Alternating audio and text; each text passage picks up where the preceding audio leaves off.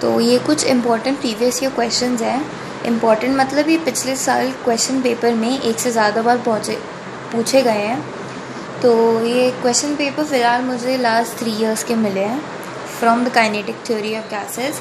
तो इसमें सबसे पहला क्वेश्चन ये है कि टेम्परेचर इंक्रीज़ करते वक्त लिक्विड की विस्कोसिटी कम हो जाती है, पर गैस में इसका उल्टा होता है। जब हम टेम्परेचर इंक्रीज़ करते हैं तो गैस और ज़्यादा विस्कस हो जाती है। ऐसा उल्टा क्यों होता है? तो सबसे पहले हमें तो ये पता होना चाहिए कि ऑब्वियसली इन जनरल लिक्विड की विस्कोसिटी गैस से ज़्यादा है। आपने देखा होगा जब आप लिक्विड में अपना हैंड मूव करते हैं तो वो ज़्यादा फ्रिक्शन एक्सपीरियंस करता है बजाय एयर के। तो उससे पहले ये जानना होगा कि लिक्विड और गैस में जो विस्कोसिटी के जो कारण हैं वो अलग अलग होते हैं। फॉर एग्ज़ाम्पल ये जो बॉल मैंने बनाई है ये आपको, जब आप लिक्विड या गैस से पास करोगे तो आपको अलग अलग एक्सपीरियंस मिलेंगे। लिक्विड में क्या होता है, मॉलिक्यूल्स के बीच इंटरेक्शन होता है। जो इंटरेक्शन मैंने यहाँ ब्लू से दिखाया है, तो जब आप इन मॉलिक्यूल्स के बीच में से पास करोगे जो एक दूसरे से इंटरैक्ट कर रही हैं, हो सकता है आपके साथ भी इंटरैक्ट करे, तो टेम्परेचर बढ़ाते वक्त कभी भी हम टेम्परेचर बढ़ाते हैं तो मॉलिक्यूल्स दूर चले जाते हैं, मॉलिक्यूल्स का डिस्टेंस इंक्रीजेस। और जब ये मॉलिक्यूल्स का डिस्टेंस इंक्रीज़ होता है यानी उनके बीच में जो इंटरेक्शन फोर्सेस होती हैं, इंटरेक्शन फोर्सेस ये डिक्रीज़ हो जाती है। और जब ये इंटरेक्शन फोर्सेस डिक्रीज़ होती है तो विस्कोसिटी भी डिक्रीज़ होती है। ठीक है, ये हो गया लिक्विड का केस टेम्परेचर बढ़ाने पे। वहीं गैस में क्या होता है, गैस में जो विस्कोसिटी होती है वो कोलिजन की वजह से होती है। ठीक है, तो जब आप गैस के बीच से निकलोगे तो आपसे मॉलिक्यूल्स खूब सारे टकरा रहे होंगे जिसकी वजह से आप मूव नहीं कर पाओगे। ठीक है, टेम्परेचर बढ़ाने पे क्या होता है, ये कोलिजन और भी बढ़ जाती है। ठीक है, और जब ये कोलिजन बढ़ती है तो ऑब्वियसली आपको मूवमेंट करने में और ज़्यादा फ्रिक्शन होगा। ठीक है, यानी इसका मतलब विस्कोसिटी भी बढ़ जाती है। इसका एक मैथमेटिकल रिलेशन भी देख सकते हैं जिससे हम मैथ्स के थ्रू इसको जस्टिफाई कर सकते हैं। तो लिक्विड में क्या होता है, अगर आपने देखा होगा तो ईटा का फॉर्मूला होता है F/du/dz टाइम्स A। अब ये होता क्या है, फोर्स क्या होता है, टेंजेंशियल फोर्स होता है, टेंजेंशियल फोर्स। और ये टेंजेंशियल फोर्स क्या होता है, ये जो लिक्विड की जो 2 लेयर हैं ये एक दूसरे पे फोर्स लगा रही हैं। जैसे आप यह फोर्सेस देख सकते हो, जब ये आगे मूव कर रही है तो इसके ऊपर फ्रिक्शन वाला फोर्स पीछे की तरफ लग रहा है, इसी को टेंजेंशियल फोर्स कहते हैं, जैसे फिज़िक्स में पढ़ा था। ठीक है, तो ये फोर्स टेंजेंशियल फोर्स है। du/dz क्या है, किसी भी dz डिस्टेंस पे कितना वेलोसिटी चेंज आ रहा है। सो du is change in velocity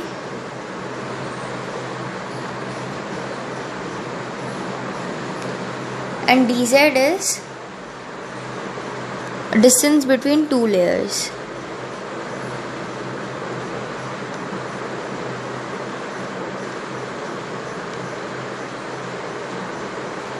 या फिर इसकी बजाय हम कह सकते हैं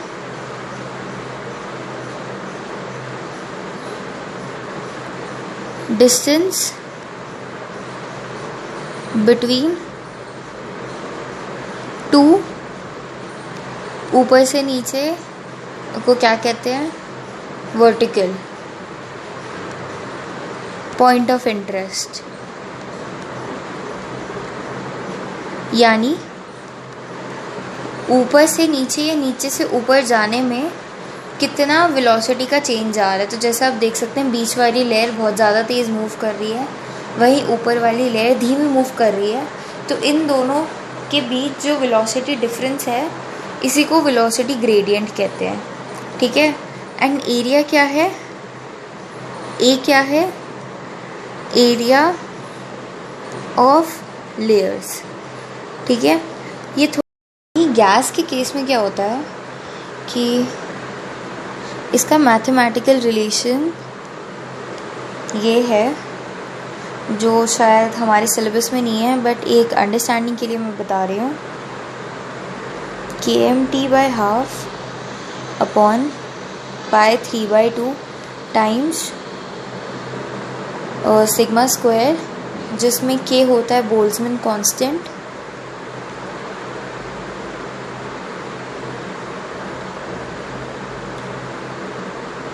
m होता है मास ऑफ मॉलिक्यूल,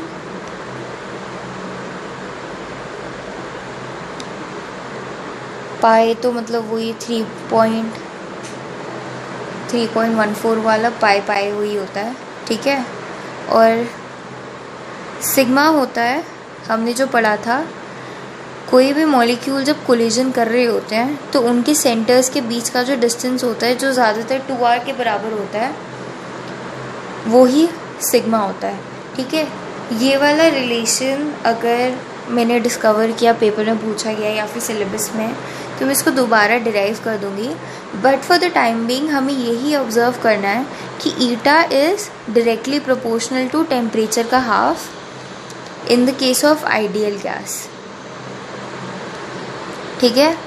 और लिक्विड वाले में मैं टेम्परेचर से उसको जस्टिफाई कर रही थी कि ऐसा क्यों होता है। तो यहाँ पे फोर्सेस देखिए, forces are inversely proportional to temperature.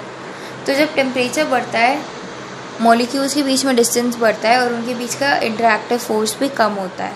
तो ये थोड़ा सा मैथमेटिकल जस्टिफिकेशन था इस स्टेटमेंट के लिए कि इन दोनों में उल्टा क्यों होता है। और एक और सर ने बताया था कि eta is directly proportional to T12 for ideal gas, वहीं eta is directly proportional to T⁻⁷ for real gases, ठीक है। तो फ़िलहाल इस क्वेश्चन का आंसर तो यही है। अब चलते हैं अगले क्वेश्चन पे। इसमें मैक्सवेल डिस्ट्रीब्यूशन कर्व को लेके हमें बताना है कि टेम्परेचर कैसे अफेक्ट करता है मैक्सवेल्स डिस्ट्रीब्यूशन कर्व। अब सबसे पहले तो हमें ये पता होना चाहिए कि मैक्सवेल डिस्ट्रीब्यूशन कर्व आखिर होता क्या है। तो अगर एक डब्बे में कोई गैस मॉलिक्यूल्स हैं तो वो ज़रूरी नहीं है कि वो एक ही वेलोसिटी में मूव करे, वो अलग अलग वेलोसिटी में मूव करते हैं। कुछ गैसेस कुछ ज़्यादा तेज़ मूव करती हैं, कुछ गैसेस बहुत धीमे मूव करती हैं, कुछ है मेरी तरह जो बिल्कुल ही मूव नहीं करती हैं। तो मतलब वैरायटी होती है, ठीक है। गैस के मूवमेंट की मतलब वेलोसिटीज़ की वैरायटी होती हैं काफ़ी सारी। तो इसको लेके मैक्सवेल ने एक कर्व प्लॉट किया था जिसको हम मैक्सवेल डिस्ट्रीब्यूशन कर्व के नाम से कहते हैं। तो इसमें देखिए जो एक्सट्रीम वेलोसिटीज़ है वो काफ़ी कम मॉलिक्यूल्स की है और मॉडरेट वेलोसिटी ज़्यादातर सारे मॉलिक्यूल्स पोजेस करते हैं। तो dN/n क्या है, fraction of molecules, fraction of molecules, और वेलोसिटी एक्स एक्सिस पे है। अब जो मॉडरेट वेलोसिटी है ये काफ़ी ज़्यादा नंबर ऑफ मतलब बहुत बड़ा फ्रैक्शन गैस का मॉडरेट वेलोसिटी रखता है। अब इसमें भी 3 प्रकार के होते थे, 3 टाइप की वेलोसिटी हम कंसिडर करते थे। एक तो होती थी मोस्ट प्रोबेबल वेलोसिटी। अब कर्व से देख के बता सकते हैं जो वेलोसिटी सबसे ज़्यादा गैस मॉलिक्यूल्स पोजेस कर रहे हैं उसको हम बोल रहे हैं मोस्ट प्रोबेबल वेलोसिटी। मतलब ये कर्व से भी अंडरस्टूड है।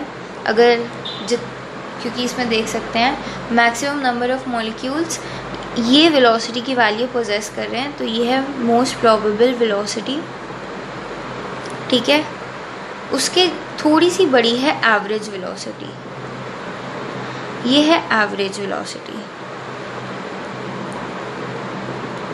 ठीक है, इन सब की वैल्यूज़ अलग होती है, बट ये सिंगल वैल्यू ही हमें काफ़ी आइडिया देते हैं गैस के वेलोसिटी के बारे में इन जनरल। तो ये सबसे ज़्यादा वेलोसिटी होती है रूट मीन स्क्वायर वाली, रूट मीन स्क्वायर वेलोसिटी।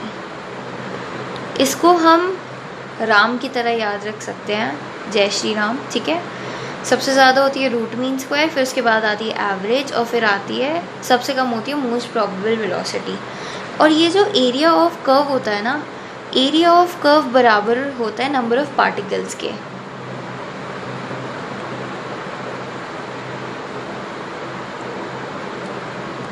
तो अगर किसी सिस्टम में हम गैस अगर इंट्रोड्यूस नहीं करा रहे हैं तो नंबर ऑफ पार्टिकल्स कांस्टेंट ही रहेंगे, यानी area of this curve constant रहेगा।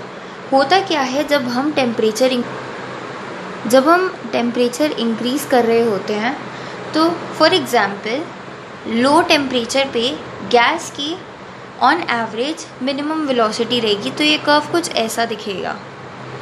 ठीक है, पर जैसे हम टेम्परेचर इंक्रीज़ करते हैं तो इन जनरल गैस की जो एवरेज या जो भी हमने ये जो वेलोसिटीज़ कंसिडर करी है, जो ओवरऑल बल्क के बारे में बताता है, वो टेम्परेचर इंक्रीज़ करने पे वेलोसिटी भी इंक्रीज़ होती है। पर क्योंकि जैसे मैंने बताया कि area of curve number of particles को बताता है, तो वो फिक्स्ड रहते हैं।